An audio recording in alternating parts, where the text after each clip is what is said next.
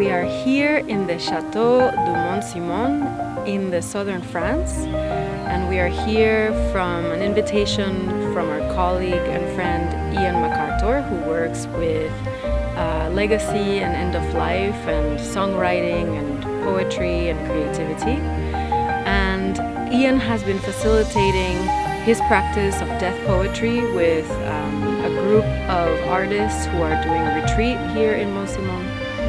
And I am here to support his work and to facilitate a variety of experiences for the group, including working with dreams, talking about death, and working with our bodies through community Qigong.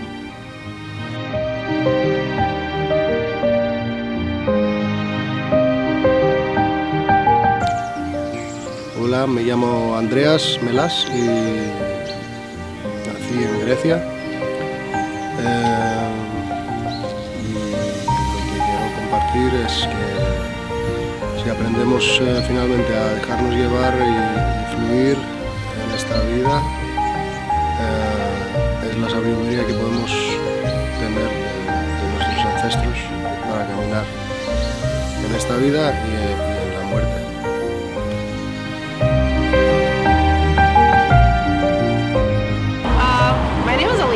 I've been to Chateau Mont-Simon and Wilka had this death dinner, and we had what was that, like a fire ceremony. We were supposed to offer our gifts to the fire as a kind of in order to get something that we want from life.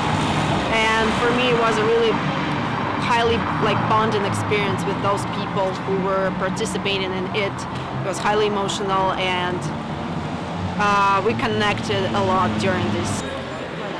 The experience that they have brought to me in this castle retreat, just very opening to my spirit and my mind, with them bringing things I've never practiced before, like the offering to the fire and things like that, have just been very opening to show me like windows into myself. And it's been really a great journey of exploration for me, absolutely. So we are here in Atotonilco, outside of San Miguel de Allende, and I'm here with my dear friend and colleague Ian McCartor. And we've gone on this wild journey for the last year, since we met around the Days of the Dead and everything that has to do with end of life. And we discovered that we have this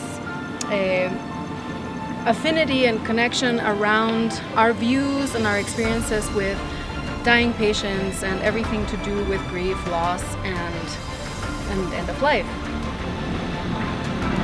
Yeah, and since I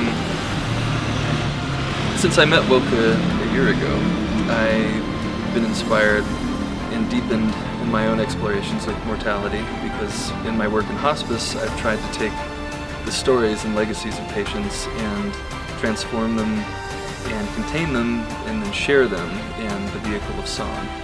And it's been really wonderful to take those songs and those lessons and involve them with what Wilka's doing with the Elisabeth Kübler-Ross Foundation in our recent workshops with the Art of a Good Death, and how it just seems like the philosophies that she's presented with her colleagues just really has inspired a deeper application to my music, and in turn a deeper application to the legacies that my patients have left behind.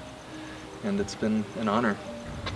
So it's been a wonderful experience to connect, to discover that there are other people out there who are doing this work, and that somehow it's a family that was all over the place and begins to come together. And Ian joined us for the Dreaming and Healing Conference in March, and then I joined Ian in the south of France, or center of France, for a retreat with artists and creatives, and we did some work with death poetry, and we did some death conversations, and now Ian came to Mexico. We went to Michoacan and had an experience with the Days of the Dead there, and it just continues to build and enrich, and we learn more as we share more.